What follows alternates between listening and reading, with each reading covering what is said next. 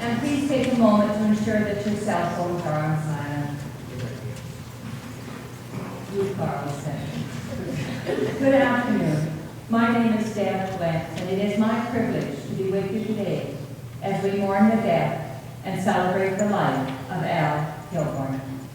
We acknowledge that we gather on Treaty 6 and Métis Region 4, the traditional lands and territories of the First Nations and Métis peoples, whose culture and friendship enriches our community. There is an old Hebrew proverb which states, "Say not in grief, he is no more, but live in thankfulness that he was." And we are truly thankful for the life of Al Kilborn. I want to share a poem now that Carl and Tracy felt really embodied their dad, reminded them of him, and perhaps the lessons that he tried to teach them in their life. It's called The Dash by Linda Ellis. I read of a man who stood to speak at a funeral for a friend. He referred to the dates on his tombstone from the beginning to the end. He noted that first came the date of birth and spoke of the following date with tears, but said what mattered most of all was the dash between those years. For that dash represents all the time they spent on earth, and now only those who love the most know what that little line is worth. For it matters not how much we own, the cars, the house, the cash. What matters most is how we lived and loved and how we spent our dash. So think about this long and hard. Are there things you'd like to change? For you never know how much time is left that can still be rearranged. So be quick, less quick to anger, and show appreciation more, and love the people in your lives like you've never loved before. If we treat each other with respect, and more often wear a smile, remembering that this special dash may only last a little while. So when your eulogy is being read, with your life's actions all rehashed, would you be proud of the things they say about how you lived your dash? I think Al will be very proud of how he lived his dash. I invite you now to stand and sing an old traditional hymn which was a favorite of Al's, Amazing Grace.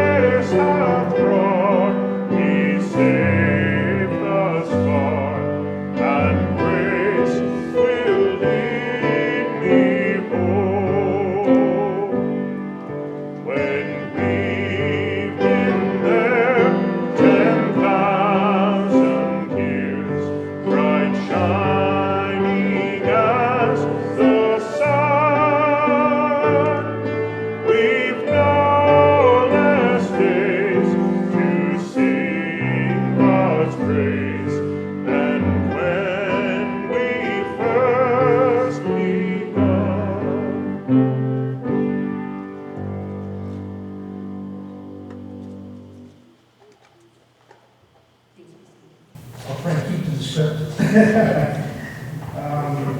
First thing I thought of with in regards to Dad, who was my father-in-law, for those of you who didn't know, is that he was given the names Alvin Dale. And first and foremost, I looked at Dad's first name. Alvin is derived from the Old English term meaning noble friend. For those of you who don't know the definition of noble, it means possessing fine personal qualities and high moral principles and ideals. In short, this describes Al perfectly. Steadfast and loyal, family was all important to Al. You didn't even really have to ask. He dropped everything to help using his multifaceted knowledge and many skills. Al enjoyed puzzling out technology, from installing solar panels on his shop to fashioning intricate small pieces to get old watches running again. If it was mechanical, he could figure it out. Always having a gift for those things, he sometimes was dismayed that some people can't even figure out how a teeter-totter works.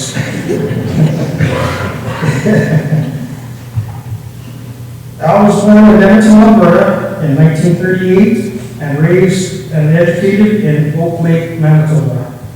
Leaving his home province at the young age of 16, he often had to fudge about his age to find any work he could that was available in Alberta. Knowing nothing about the oil industry, he talked his way onto a drilling rig, starting out as a roughneck, and became a tool push, running rigs like a precise machine. He developed his knowledge, gathering information through reading in his spare time and on the oil patch. That is where his appreciation for antiques were born.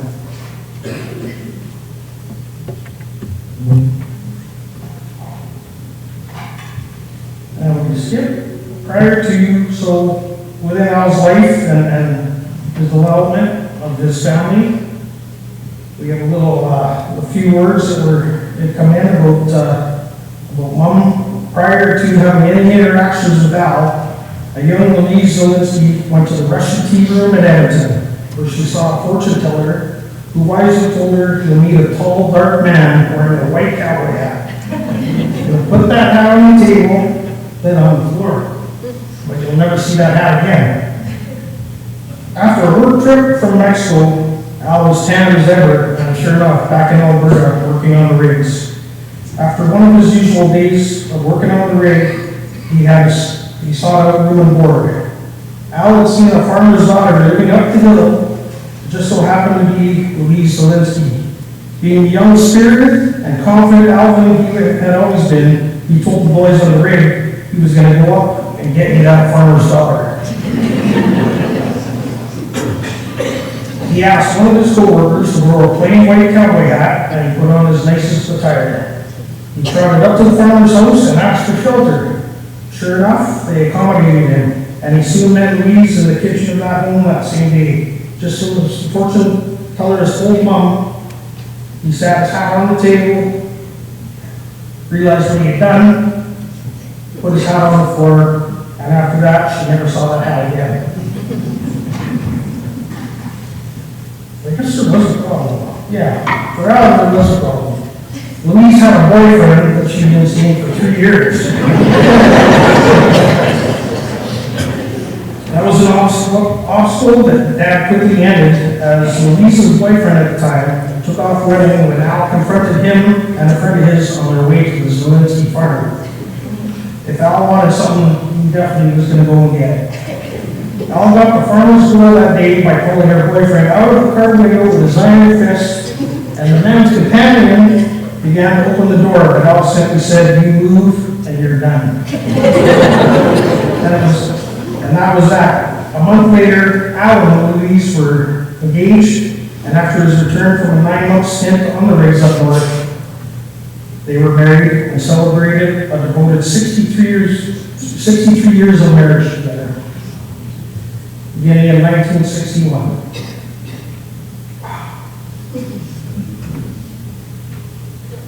63 years. They were blessed with their 2 children, beautiful son Carl, born on March 28, 1962, and Tracy, their precious daughter born on September 7th, 1971. As life carried on, his expertise with machines led him to be hired out for jobs he had no experience in and quickly adapted to the task at hand. Al became the first fine crane operator in the city of Calgary, but unfortunately crane operators didn't make enough money for Dad to survive, so it was back to the patch. Another memorable job that Al had applied for read Plasterers Wanted. Taking the opportunity, Al bought some trowels at a secondhand store and landed the job. On his first day of the job, he proudly plastered up a huge wall, but the next day all his work was on the floor. That was his last day as a plasterer. In 1967, Al and Louise purchased a perfect plot of land in the town of Millet to build their dream home. They had lived in a small 10 by 35 foot house trailer on the property for 14 years until they were able to raise enough money to buy materials to build this home. Together, Al and Louise drove every nail into that home. With no mortgage, Louise hung up bed sheets for curtains, and the house had no outside landscaping until they were able to save the money to pay for such things. Also in 1968, Al desperately wanted to get out of the oil patch as his young son Carl was growing and he was away from home a lot of the time. In those days, it was work 7 days a week, no time off, eat before you come and go to the washroom when you get home. There was nothing wrong with this system as it worked well enough for them, and they were paid well to do this tough job. In 1968, Al and Louise also had started a business called Kilborn Antique. In the beginning, there were a lot of macaroni and cheese dinners. Luckily, the two didn't mind because both of them were raised with very humble beginnings. And if they couldn't afford it, they didn't want it.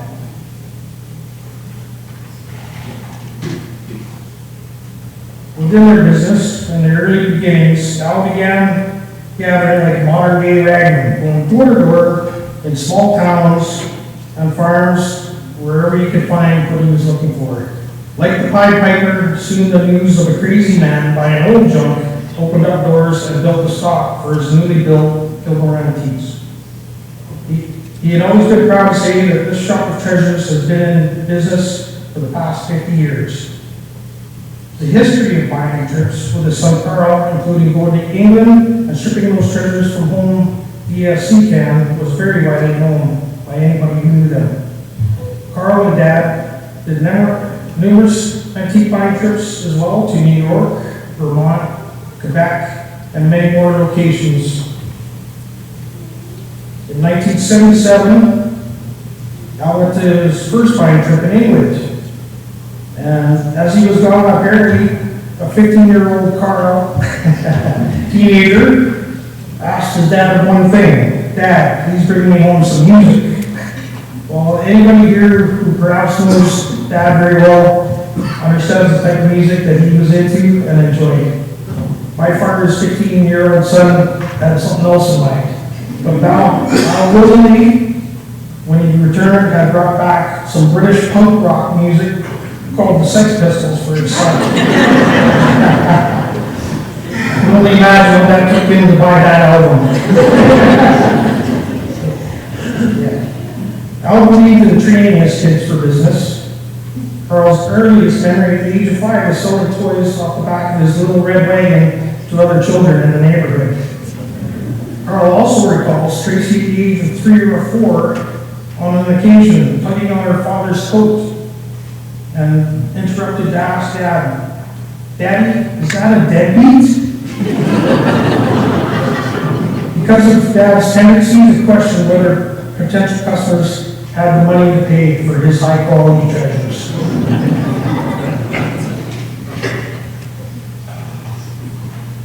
Between the years of 6 and 8, Tracy recalls manning the till in the store on Saturdays during lunch so Mom and Dad could eat. In addition, at a young age, she worked at the Kilborn auctions running clipping sheets from Carl to her mother in the office. On June 20th, 1972, Al was appointed fire chief in the town of Millet. He knew absolutely nothing about firefighting, but did have a vast knowledge of pumps, trucks, and all kinds of equipment. And due to this knowledge and his strong ability to collaborate with others, he saw great success as a fire chief.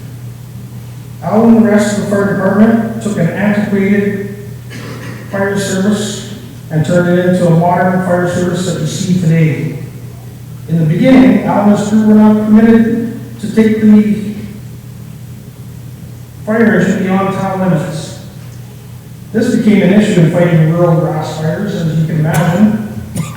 So sure enough, Dad and several of the other gentlemen would hop into Dad's 1972 station wagon and head out with nothing but burlap bags and brooms. You can only imagine what it took to extinguish that threat. Al became very close friends with his deputy chief, Heidi, and together they formed what was then called the East-West Fire Co-op. In the early days, they had plenty of people advising them that the co-op could never function or work well. Of course, Dad now, ignoring these foolish attitudes, they forged ahead. And now the East-West Rural Fire Association is a large part of the Millet Fire Department. Al was honored on June 15th, 2017, known also in Millet as Alvin Kilborn Day, to acknowledge his long-standing service and commitment to the town of Millet. He was involved for 50 plus years developing, growing, and leading the Millet Fire Department, and his long-standing service earned him numerous accolades, which never changed his humble nature. Al remained actively involved in these contributions to the fire department even after his retirement in June 20th, 2022, a testament to his hard-working nature and true love for the job. I know that Dad was quite a man of words at times, and other times he knew when to button things up, and as a result of that, I'm sure it was an experience that he gained in different environments, working with different people, and he was such a courteous person that Dad knew the right thing to say most of the time.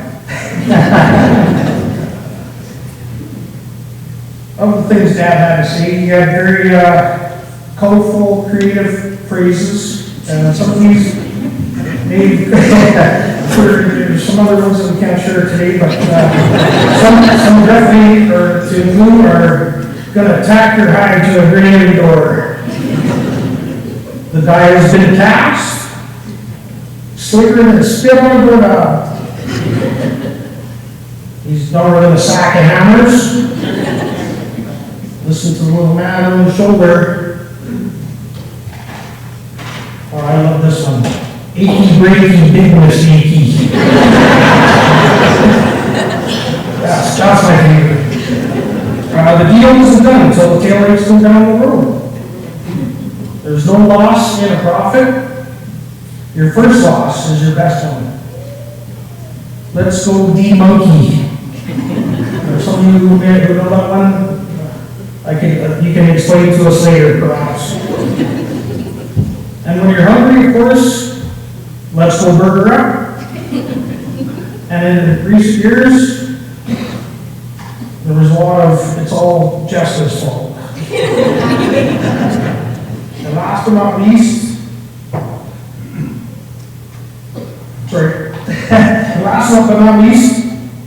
one that we discussed yesterday and one that really sticks out in my mind.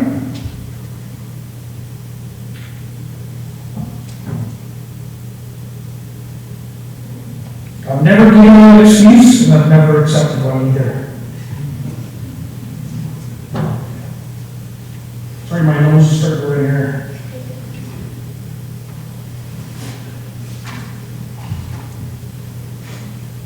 As much as an amazing salesman that Al was, he was an equally devoted father and family man.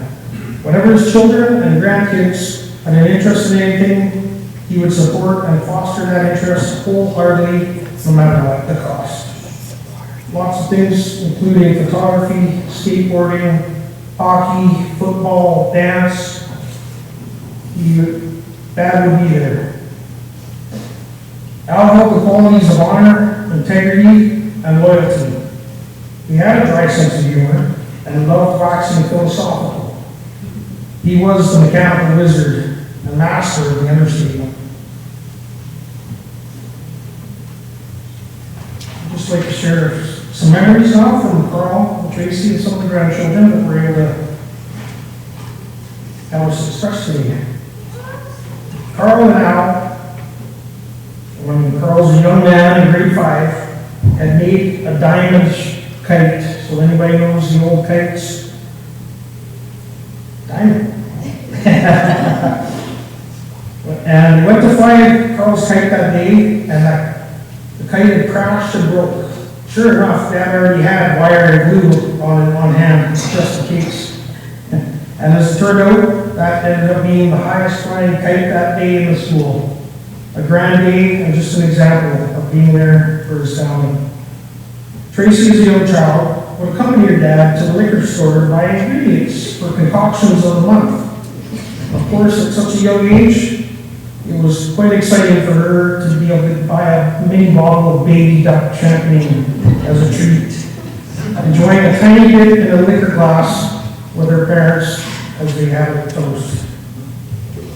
Tracy was garage sailing many times, and on one occasion, they were trying to give away a cat at one of these garage sales, and of course, you can imagine what Tracy wanted. And then apparently this thing was crossed with a Lentz, so yeah, it might have a little bit of attitude in it, and Dad, sure enough, was ready to bring home that cat until it took a swipe. So it took a swipe with Tracy, and yeah, no kid came home that day. Daily phone calls that Tracy and Al would have would last anywhere from 10 minutes to an hour each day, always ending in, all is well here, Tracy. I'll let you get back to your tribe.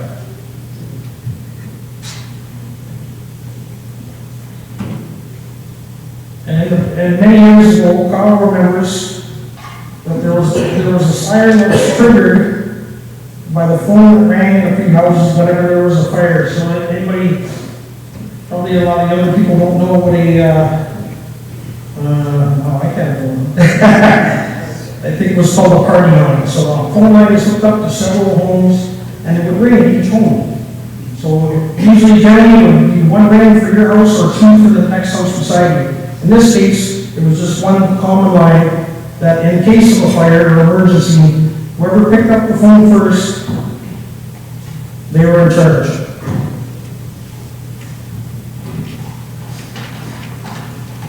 That individual was to take information and push the button that ran the town siren. That told everyone to show up at the hall. I guess for Carl, as a young man, he thought that was just like Batman and the bat signal. Whenever she visited, you could always find his granddaughter sitting out in the back 40, running around in the most unladylike manner. She would play games with her siblings, but her favorite thing to do was build forts and random tools for her adventures. One of her proudest moments is when Grandpa had gifted her a shiny red pocket knife so she could finish building a fort. She was even happy to learn that she got that pocket knife before her brothers had received one. Cindy remembers all the times that Grandpa drove hours to go watch her dance. She was always so excited for him to watch, even if she had made a mistake on stage. Al was always one to acknowledge the hard work of others and support their efforts, and even when it came to something as small as child play.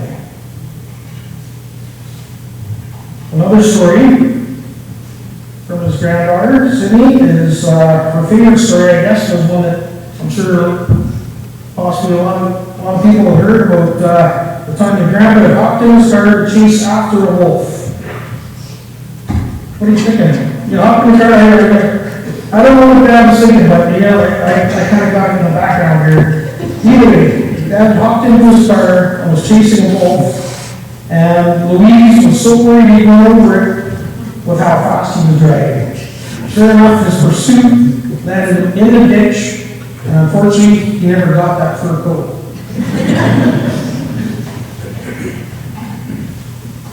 Granddaughter Jessica would like to share some thoughts and treasured memories of Grandpa.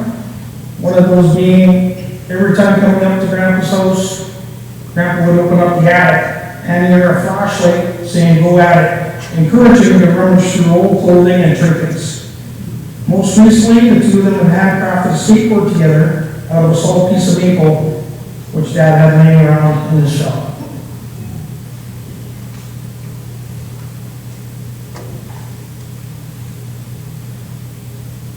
Grandson Cameron remembers the long trips to Grandma and Grandpa's, in which the destination was just as good as the journey. Running down the back 40 as well, with his siblings and cousins, throwing the football around and playing hockey with Grandpa and his brother Ryland. Spending hours in the workshop and garage building things together, talking for hours by the fire or in the living room, listening to Grandpa's favorite country tunes, which the two shared much interest in, and listening most of all to Grandpa's trials and tribulations of his life. Notably, the unbelievable adventures with his friend and some notably, the unbelievable adventures that Dad had with his friend Wildcat Bill. Grandpa Cameron is the toughest man he's ever known and ever will know. As his hero, Grandpa stands as an inspiration to them. So as a role model of discipline, strength, kindness, and love.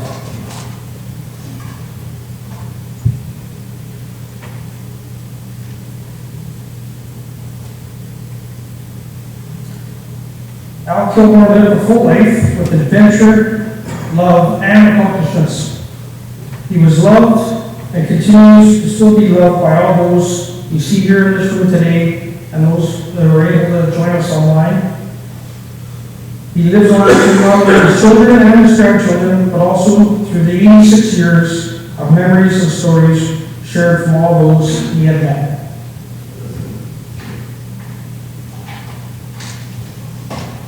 In conclusion, I just would like to say that, great man, unbelievable.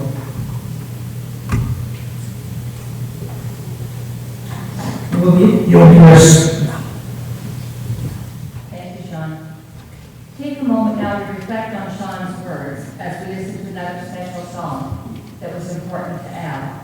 And perhaps because he built by hand him and Louise at home, he really liked this song. It's called Darby's Castle by Roger Millet.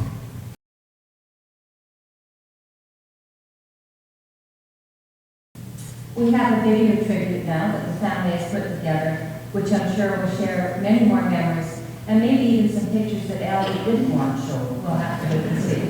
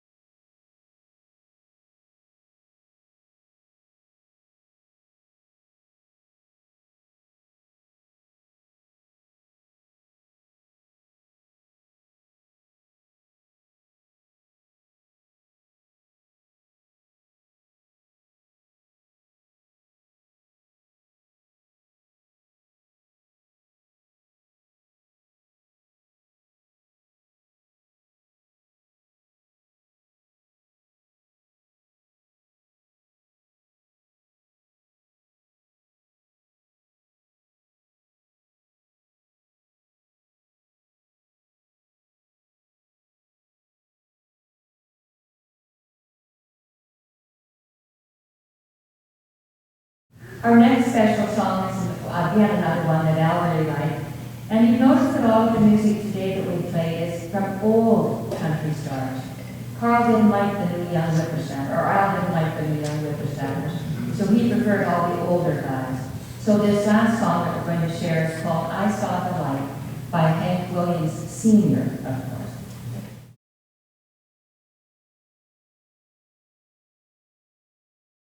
So today we take time for three things. We take time to grieve. We grieve a man who lived his life with integrity and honesty, a man who could figure out anything, and a man who would drop everything to help somebody in need, especially if it was a family. We grieve a man who took very seriously his vows in sickness and in health, as he cared for Louise at home just as long as he could.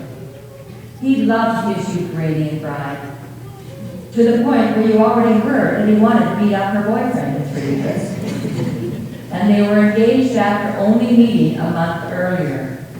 He called her the farmer's daughter on the hill, and he was determined to have her. Today we also give thanks. We give thanks for all of the memories that are shared. Thanks for a man who loved his family above all else, and second only to them was his love for his community. We have gratitude for a man with an outstanding work ethic. No matter what he worked at, he was always able to provide for his family. We have thanks for a grandpa who thought every one of his grandchildren and great-child were absolutely perfect. And he loved it when they were little. He could hitch the wagon to his lawnmower and give them the grand tour of Millet. And anyone who visited with Al was especially thankful that he never, and I mean never, ran out of scotch. And last but not least, death also provides us with hope today. Al's death is the closing of one more chapter of the Kilborn clan, but perhaps the opening of a much more remarkable one as his family carries on in his memory. Al would hope that each of you live your life with honesty and integrity, that you work hard, that you help others, that you remember the laughs on every day, that you think hard of how you want to live your dash. And of course, it's important that you never run out of scotch. But very, very most important of all, Al would hope that each of you will always remember how very, very much he loved you. So today we will grieve, we will give thanks, and we will have hope as we celebrate Al's life. Before we move forward, on behalf of the family, I want to extend their deepest thanks and appreciation for all of the love and support they have received over the past days. Your caring has helped to make a very difficult time, perhaps just a little bit better. Thank you is extended to Baker Funeral Chapel, to Allie and Jason and their staff for their professional and compassionate care. The family also thanks Calvary Baptist for the beautiful use of their building and for the ladies who are hard at work preparing lunch for after the service. An extreme and deep thanks goes to the Millet Fire Department and Legion Branch number 229 for being such an important part of celebrating and honoring Al's life. Once the service is over, interment will take place at the Millet Cemetery. If you choose to stay here, the family has to ask, please go in and start the lunch. Don't wait for them to get back. The ladies will be ready to serve you. The service will end today with the last post, played by Heidi, Schwonik, after which the honor guard and the family will be wiped out. At the family's request now, would you please bow your heads and join me in the Lord's Prayer. Our Father, who art in heaven, hallowed be thy name. Thy kingdom come, thy will be done on earth as it is in heaven. Give us this day our daily bread, and forgive us our trespasses, as we forgive those who trespass against us. Lead us not into temptation, but deliver us from evil. For thine is the kingdom, the power, and the glory, forever and ever. Amen. remainder of our service today will celebrate Al's life through ceremony by the Millet Fire Department and Legion Branch 229. I now invite George Millet and Joe Anderson with the Millet Fire Department to come forward and honor Al with the bell ceremony and the fireman's prayer.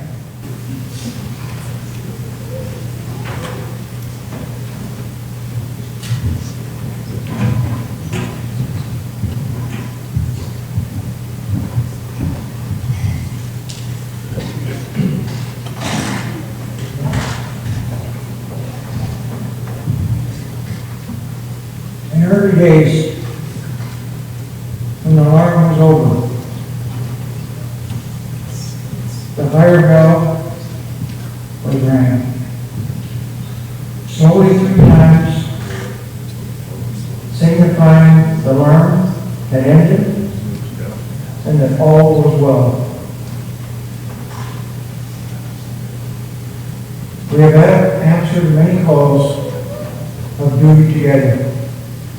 And now, Chief Kilborn has completed his duties.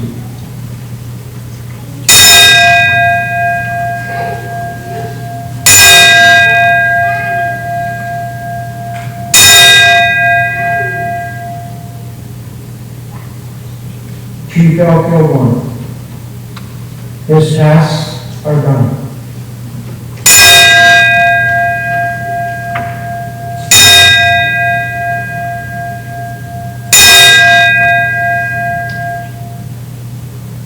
All is well.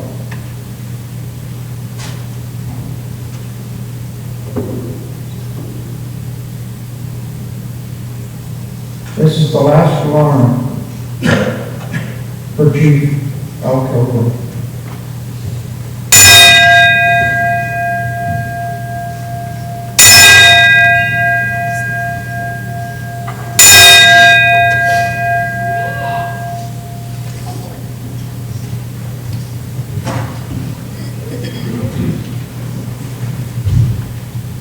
Please rise for the fireman's prayer.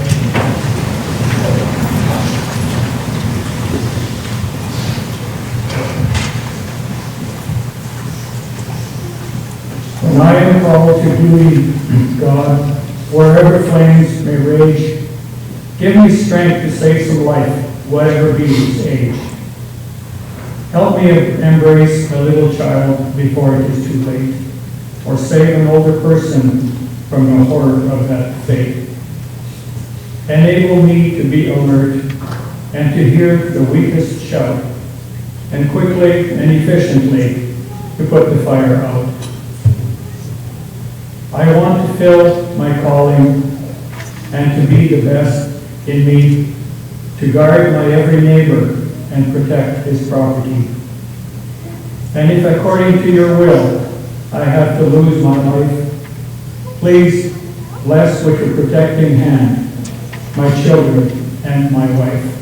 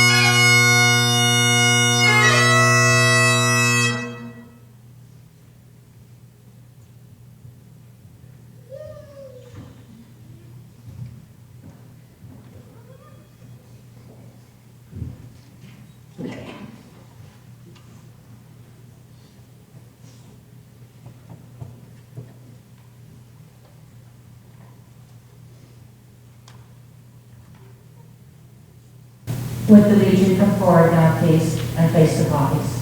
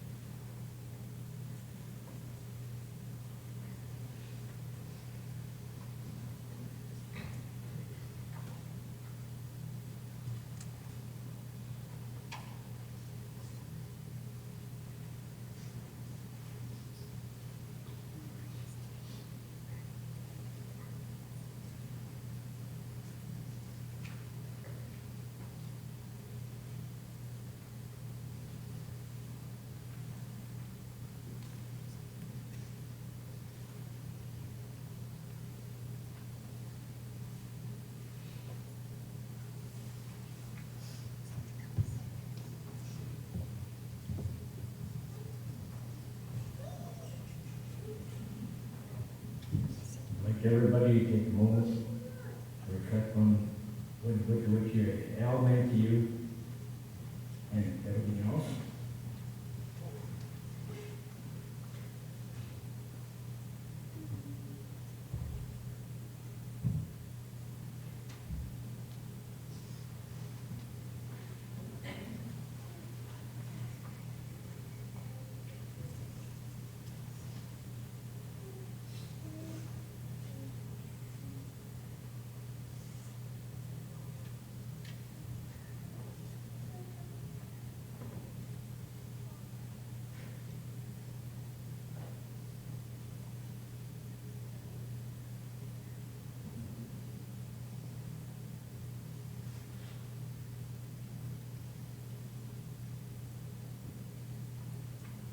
They shall not grow old, as we are left grow old. Age shall not weary them, nor years condemn. At the going down of the sun, and in the morning, we will remember them.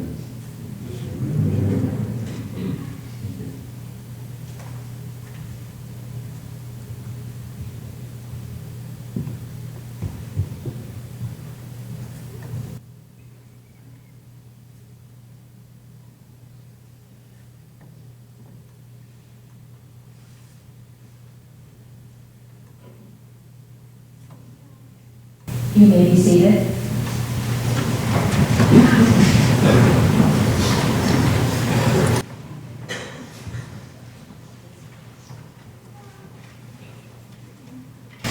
Flag details. Post.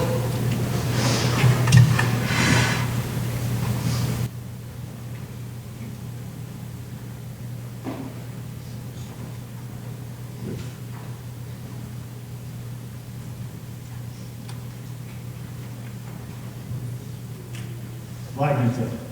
Forward march.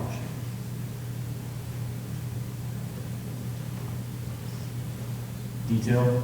Halt. Flag detail. Retrieve the colors. Forward march. Detail. Halt. Left and right in return. Position. Ready. Hold.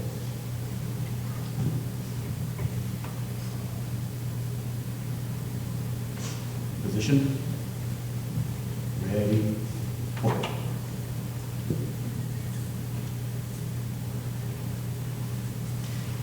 Position. Ready. Hold.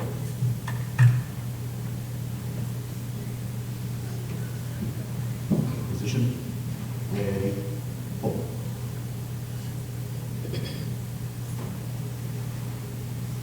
Position. Ready. Hold.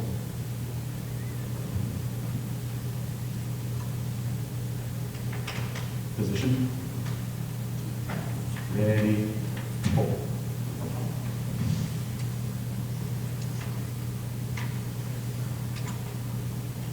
Position. Ready. Hold.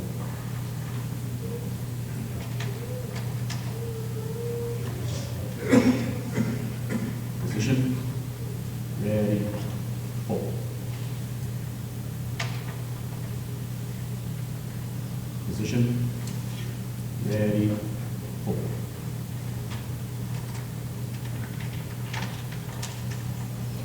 Position. Ready. Hold.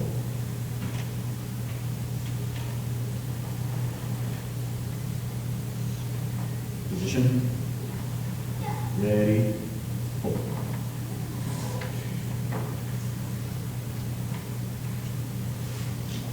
Position. Ready. Hold.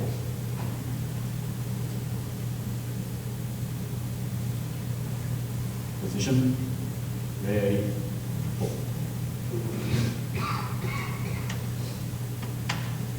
Position. Ready. Hold.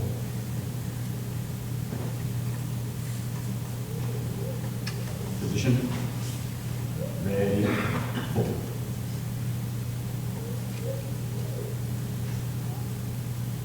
Position.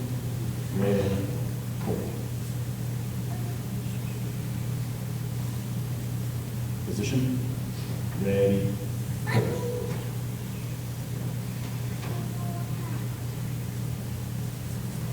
Flag detail. Secure the colors.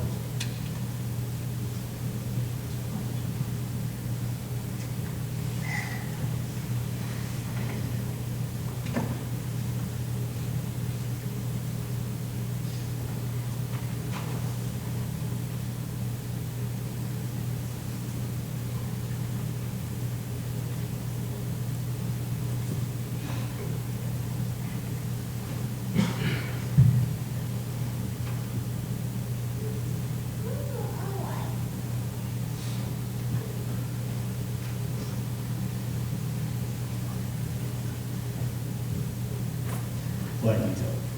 Ball.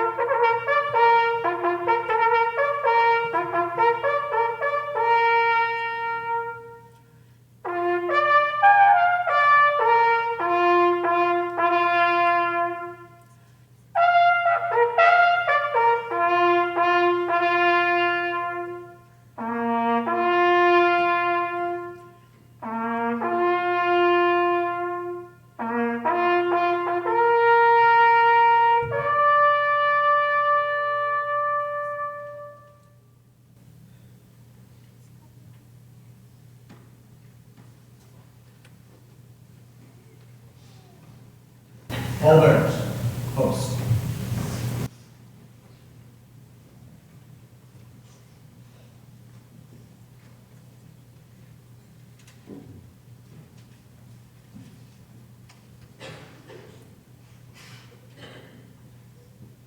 Forward.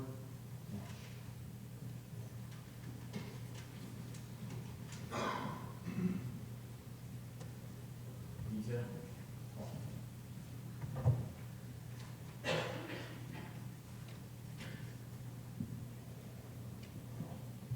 No fire department. All to who?